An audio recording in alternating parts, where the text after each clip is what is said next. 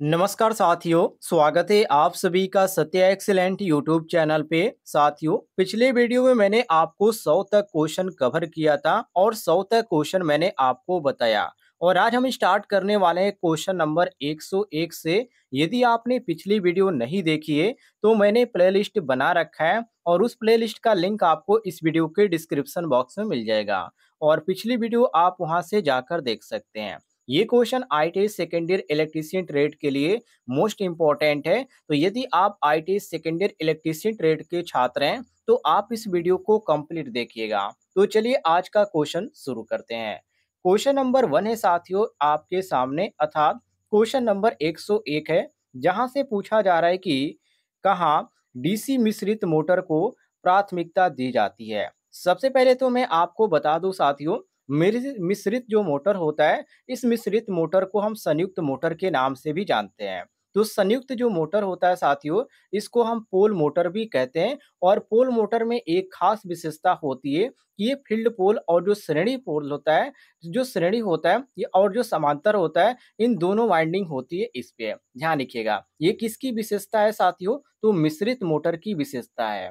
और क्वेश्चन में हमसे ये पूछा जा रहा है कि कहाँ डीसी मिश्रित मोटरों को प्राथमिकता दी जाती है। तो यहाँ पर ए ऑप्शन दिया गया है, लगातार लोड की आवश्यकता है वहां पर, या यहाँ पर बी ऑप्शन दिया गया है, नियत गति की आवश्यकता है वहां पर, या यहाँ पर आपको साथियों सी ऑप्शन देखने को मिल रहा है कि उच्च आरंभिक बलागुण की आवश्यकता है वहां पर, और डी ऑप्शन देखिए अलग अलग लोड आवश्यकताओं के अनुसार नियत गति।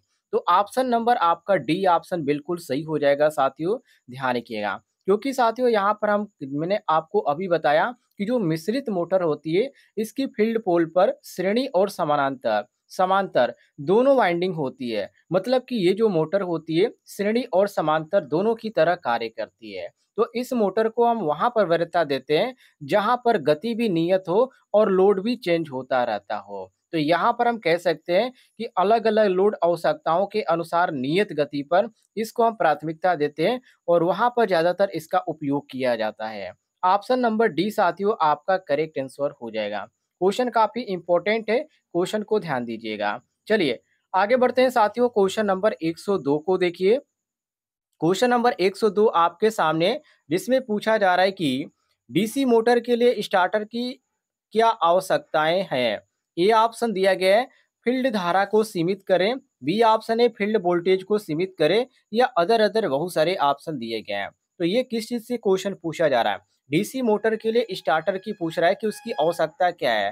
तो देखिए, जब शुरुआत में मोटर की स्थिति यदि नो लोड अर्थात एनओ पर होती है तो बैक ईएमएफ जो ईबी से इंडिकेट किया जाता है साथियों, जो ईएमएफ होता है इलेक्ट्रोमोटिव फोर्स, उसका जो मान्य होता है वो शून्य हो जाता है। तो वहां पर हमको जो देखने को मिलता है ईबी बराबर साथियों शून्य देखने को मिलता है। और यदि आर्मेचर करंट की बात करें, तो यदि आर्मेचर करंट की यदि बात आपसे पूछता है एग्जाम में, तो उस समय जो हमारा सूत्र क्रिएट होता है आई ए बराबर V L minus E B upon R A create होता है। ये हमारा सूत्र क्रिएट होता है। और उसी के अनुसार यहाँ पर क्वेश्चन में पूछा जा रहा है कि डीसी मोटर के लिए स्टार्टर की क्या आवश्यकता है। तो स्टार्टर की आवश्यकता है साथियों आर्मेचर करंट को नियंत्रित करने के लिए, या आप कह सकते हैं कंट्रोल करने के लिए, या लिमिट करने के लिए। तो साथियों यहाँ पर आपका सही हो जाता है ऑप्शन नंबर डी, बिल्कुल करेक्ट आंसर। बाकी आपको कंफ्यूज करने के लिए यहाँ पर बहुत सारे ऑप्शन दिए गए। मोटर की गति को नियंत्रित करें, लेकिन ये मोटर की गति को नहीं, आर्मेचर करंट को नियमित करता है। तो ये आपका साथियों सही हो जाता है ऑप्शन नंबर डी, बिल्कुल करेक्ट आंसर। आगे बढ़ते हैं अगले क्वेश्चन को देखिए, क्वेश्चन नंबर 103 को। क्वेश्चन नंबर 103 में साथियों पूछा जा रहा है कि आर्मेचर वाइंडिंग का परीक्षण करने के लिए किस प्रकार के उपकरण का प्रयोग किया जाता है? मेगर का, या ग्राउलर का, या मल्टीमीटर का, या ओम मीटर का? क्वेश्चन काफी इंपॉर्टेंट है। देखिए, ग्राउलर की यदि बात करें तो ग्राउलर को साथियों यहाँ पर हम ज्यादातर प्राथमिकता देंगे, क्योंकि ग्राउलर को हम क्यों लेते हैं, इसके पीछे रीजन है। रीजन ये है कि ग्राउलर का जो कार्य होता है आर्मेचर की वाइंडिंग और नमी और जो प्रतिरोध होता है और जो इंसुलेशन होता है, वो इसको जांच करने के हम प्रयोग में लेते हैं। ये ग्राउलर का इसमें सबसे ज्यादा भूमिका होती है। तो यही यहाँ पर क्वेश्चन में पूछा जा रहा है कि आर्मेचर वाइंडिंग का परीक्षण करने के लिए किस प्रकार के उपकरण का आप प्रयोग करेंगे? तो हम उपयोग करेंगे साथियों ग्राउलर का, और ऑप्शन में जो हमको ग्राउलर देखने को मिल रहा है, वो ऑप्शन में बी ऑप्शन देखने को मिल रहा है। तो बी साथियों हमारा करेक्ट आंसर हो जाएगा। अगले क्वेश्चन की ओर बढ़ते हैं। क्वेश्चन नंबर देखिए साथियों 104 को, ये भी क्वेश्चन आपका इम्पोर्टेंट है। क्वेश्चन नंबर 104, जिसमें पूछा जा रहा है कि 3 पॉइंट स्टार्टर के होल्डिंग कॉइल को शंट फील्ड के साथ श्रृंखला में क्यों जोड़ा जाता है? वेरी वेरी इंपॉर्टेंट क्वेश्चन है। देखिए, होल्डिंग कॉइल की बात किया गया, सबसे पहले आप ऑप्शन को देख लीजिए। यहाँ पर ऑप्शन में कहा जा रहा है लोड करंट को सीमित करने के लिए, बी ऑप्शन में कहा जा रहा है कम वोल्टेज पर मोटर चलाने के लिए, और सी ऑप्शन है प्लंजर को ठीक से पकड़ने के लिए, और डी ऑप्शन है उच्च गति से मोटर की रक्षा के लिए। क्वेश्चन काफी इंपॉर्टेंट है साथियों, और यहाँ पर जो हमारा सही हो जाएगा वो ऑप्शन नंबर डी सही हो जाएगा, उच्च गति से मोटर की रक्षा करने के लिए। कहने का मतलब ये है, यहाँ पर पूछा जा रहा है 3 पॉइंट स्टार्टर के लिए होल्डिंग कॉइल को शंट फील्ड के साथ श्रृंखला में क्यों जोड़ा जाता है? तो होल्डिंग कॉइल जो होता है साथियों, जो एनबीसी है, जिसको नो बोल्ट कॉइल बोला जाता है, वो जिसे हम श्रेणी क्रम में जोड़ते हैं। किस क्रम में जोड़ देते हैं? श्रेणी क्रम में। तो यदि कभी आपको इसमें कमी अचानक देखने को मिले, तो वाइंडिंग जो होती है इसकी खुल जाती है। ये सबसे बड़ी इसकी विशेषता है, और आपको पता यहाँ पर चल जाएगा कि नो लोड की स्थिति में मोटर की जो वाइंडिंग है वो खुल रही है। तो फ्लक्स का मान उस समय कम होगा, और फ्लक्स का मान कम होने के कारण जो घूर्णन की गति होगी उसका मान क्या हो जाएगा? बढ़ जाता है। और यदि फील्ड वाइंडिंग खुलती है, तो यहाँ पर आपको ये देखने को मिलेगा कि एनबीसी जो है, जो नो वोल्ट कॉइल है, वो श्रेणी क्रम में होने के कारण क्या है साथियों, एनबीसी खुद ही सप्लाई रोक देता है। ये आपका सबसे बड़ा इसका यहाँ पर एनबीसी का कार्य होता है, यहाँ पर सप्लाई रोकने का। मतलब आप यहाँ पर ऐसे भी कह सकते हैं कि आप हो जाती है। तो यहाँ पर कहने का मतलब ये है कि जो हमारा ऑप्शन में दिया गया है कि उच्च गति से मोटर की रक्षा करती है, ये सबसे यहाँ पर महत्वपूर्ण यहाँ पर क्वेश्चन का आंसर दिया गया है ऑप्शन नंबर डी। डी साथियों आपका करेक्ट आंसर हो जाएगा। क्वेश्चन काफी इंपॉर्टेंट है, तो इसको आप रट लीजिएगा।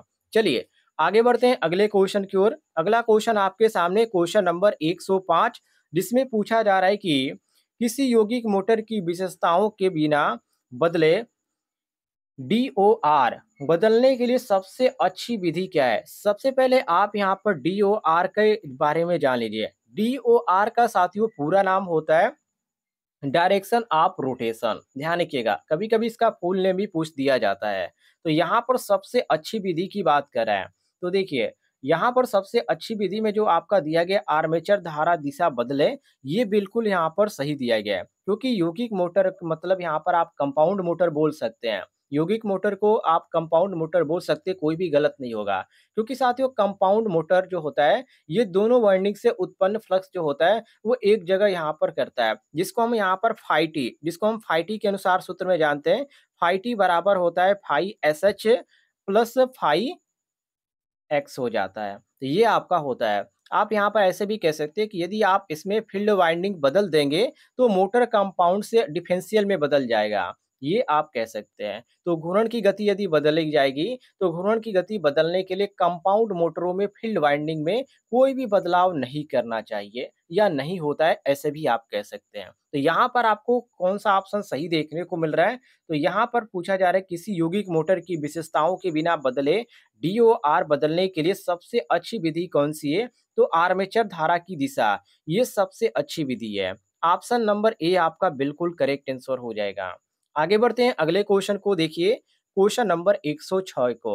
106 में साथियों पूछा जा रहा है कि 3 बिंदु स्टार्टर में क्षेत्र के साथ श्रृंखला में जुड़े एनबीसी का उद्देश्य क्या है? ये भी क्वेश्चन आपका एनबीसी से ही पूछा जा रहा है, अर्थात नो बोल्ट कॉइल से ही पूछा जा रहा है। तो देखिए, श्रृंखला कल में यहाँ पर जोड़ा जाए कि यहाँ पर सात श्रृंखला कल में जुड़े एनबीसी का उद्देश्य क्या है? ऐसे भी आप कह सकते हैं कि श्रृंखला कल में क्यों जोड़ा जाता है, इससे क्वेश्चन पूछा जा रहा है। तो आप ऐसे ही इसका आंसर देंगे कि श्रृंखला में जुड़ी है, जैसे कि फील्ड वाइंडिंग हो गया, तो फील्ड वाइंडिंग के करेक्शन जो होते हैं अचानक खुलते हैं, तो अचानक खुलते हैं तो एनबीसी में जो सप्लाई मिलेगी साथियों, वो सप्लाई जो होती है वो रुक जाती है। क्योंकि यहाँ पर एनबीसी को सप्लाई इसमें मिलेगी ही नहीं, क्योंकि यहाँ पर जो इसका ओपन हो जाता है फील्ड, तो उसी कारण हम यहाँ पर कह सकते हैं कि एनबीसी हैंडल को छोड़ देती है। तो मोटर में जो घूर्णन की गति होती है यदि बढ़ती है, या आप ऐसे भी कह सकते हैं कि मोटर में जो घूर्णन गति है बढ़ाने के बजाय मोटर क्या हो जाती है उस समय बंद हो जाती है। तो इसी कारण जो हमारा सही हो जाएगा साथियों,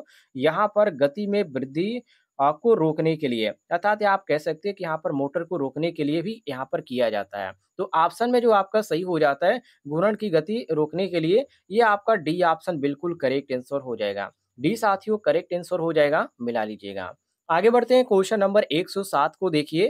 क्वेश्चन नंबर 107 में पूछा जा रहा है कि भारी भार के अचानक भारित करने के लिए किस प्रकार की डीसी मोटर का उपयोग किया जाता है? ये भी क्वेश्चन आपका काफी इंपॉर्टेंट है। देखिए साथियों, डीसी सीरीज की बात किया गया है, तो यहाँ पर हम कह जाएँगे साथियों, डीसी से सीरीज मोटर की खास बात ये होती है कि वो लोड ले लेती है और घूर्णन की गति को बहुत ही तेज़ी से क्या करती है, ड्रॉप करती है, मतलब कि गिराती है। आप ऐसे भी कह सकते हैं कि कमी कर देती है। तो उस कमी को रोकने के लिए खुद जो होता है, जो गुण होता है वो शंट मोटर होता है, और शंट मोटर को वहाँ पर हम लगाते हैं। और कोई भी मोटर की यदि बात करें, किसी भी मोटर में सीरीज व शंट जो होता है, दोनों के गुण पाए जाते हैं। तो उसे हम क्या बोलते हैं? उसको हम बोलते हैं साथियों संचाई यौगिक मोटर। और यहाँ पर आपको ऑप्शन में कई मोटरों के नाम दिया गया है, जैसे कि यहाँ पर शंट मोटर दिया गया है, श्रेणी मोटर दिया गया है और विभेदक मोटर दिया गया है, और यहाँ पर आपको डी देखने को मिल जाता है संचयी यौगिक मोटर, जो कि अभी मैंने आपको बताया। तो ये आपका साथियों डी ऑप्शन करेक्ट आंसर हो जाएगा, मिला लीजिएगा। आगे बढ़ते हैं अगले क्वेश्चन को देखिए, क्वेश्चन नंबर 108 को, जिसमें साथियों पूछा जा रहा है कि खाद्य मिश्रण मोटरों में किस गति, क्वेश्चन इंपॉर्टेंट है, किस गति नियंत्रण विधि का उपयोग किया जाता है? खाद्य मोटरों की बात किया जा रहा है। तो खाद्य मिश्रित जो मोटर होता है साथियों, ये सार्वभौमिक मोटर होती है, जिसे हम यहाँ पर इंग्लिश में यूनिवर्सल मोटर भी बोलते हैं। और इसके यदि उपयोग की बात करें तो इसका जो सबसे ज़्यादा जो उपयोग यहाँ पर देखने को मिलता है, मिक्सर में मिलता है, जो और जो सिलाई मशीन होती है उसमें देखने को मिलता है, और जो वैक्यूम क्लीनर होता है साथियों उसमें देखने को मिलता है। और इसमें साथियों यहाँ पर बात किया गया उपयोग की, तो मैंने आपको उपयोग भी बता दिया। बाकी यहाँ पर क्वेश्चन में पूछा जा रहा है कि ये कौन-सी मोटर होती है? तो साथियों ये जो होती है श्रृंखला क्षेत्र टैपिंग विधि के अनुसार इसको जाना जाता है। ऑप्शन नंबर डी, शायद यहाँ पर मोटर का नाम नहीं पूछा गया है। खाद्य मिश्रण मोटर में गति नियंत्रण की विधि पूछा गया है। तो हम यहाँ पर मारेंगे श्रृंखला क्षेत्र टैपिंग विधि, जो कि ऑप्शन में आपको डी ऑप्शन देखने को मिल रहा है। आगे देखते हैं अगले क्वेश्चन को, क्वेश्चन नंबर 109 को देखिए, जिसमें पूछा जा रहा है कि कौन-सी गति नियंत्रण प्रणाली शून्य से सामान्य से अधिक तक गति को एक समान बदलाव प्रदान करता है? वेरी वेरी इंपॉर्टेंट क्वेश्चन है साथियों। देखिए, किस चीज़ की बात किया गया है? तो यहाँ पर बात किया गया है प्रणाली, जो कि गति नियंत्रण प्रणाली शून्य से सामान्य से अधिक तक गति को, तो हम शून्य से अधिकतम घूर्णन गति और दोनों तरफ, मतलब कि क्लॉक भी और एंटी क्लॉकवाइज जो होती है वो आपका होती है किसमें, किस विधि में देखने को मिलती है? तो वार्ड लियोनार्ड विधि में देखने को मिलती है। और यहाँ पर वार्ड लियोनार्ड जो विधि यहाँ पर दिया गया है साथियों, आप ध्यान से देखिएगा, ऑप्शन में आपको डी ऑप्शन देखने को मिलता है। तो डी साथियों आपका करेक्ट आंसर हो जाएगा। आगे देखते हैं अगले क्वेश्चन को, क्वेश्चन नंबर 110 को देखिए। क्वेश्चन नंबर 110 में साथियों पूछा जा रहा है कि वाइंडिंग में टेप का उद्देश्य क्या है? वेरी वेरी इंपॉर्टेंट क्वेश्चन है साथियों, और ये कई बार एग्जाम में पूछा भी गया है क्वेश्चन, तो इसको आप रट लीजिएगा। टेप की बात किया रहा है, टेप का मतलब जो कंडक्टर होता है साथियों उसके ऊपर इंसुलेशन का ये काम करता है। जैसे आप दो वायर को जोड़ते हैं तो वायर के ऊपर आप टेप कर देते हैं, तो उसी चीज को पूछा जा रहा है कि वाइंडिंग में टेप का क्या कार्य है। मान लीजिए आप कोई मोटर की वाइंडिंग कर रहे हैं, और यदि वाइंडिंग का जो वायर होता है वो क्या हो जाता है, वहाँ पे खत्म हो जाता है, तो जब आप दूसरे वायर को लगाएंगे तो वहाँ पर आप ज्वाइंट करेंगे, और ज्वाइंट के ऊपर जो आप टेपिंग करते हैं वो क्या किया जाता है, उसी को यहाँ पर टेप बोला जा रहा है। तो इसका उद्देश्य क्या है? तो इसका उद्देश्य यहाँ पर ये है साथियों, ये जो होती है, जो कंडक्टर होते हैं उसके ऊपर लपेटे जाते हैं इसका, तो इसको लपेटा जाता है। तो ऑप्शन नंबर सी आपका बिल्कुल करेक्ट आंसर हो जाता है। साथियों, ऐसे आप डेली क्वेश्चन पढ़ना चाहते हैं तो आपको इस वीडियो के नीचे एक बटन दिख रहा होगा सब्सक्राइब वाला, उसे जरूर दबाइएगा। और पिछली क्लास आप देखना चाहते हैं तो मैंने प्लेलिस्ट का लिंक आपको डिस्क्रिप्शन बॉक्स में दे रखा है, वहां से आप पिछली वीडियो भी देख सकते हैं।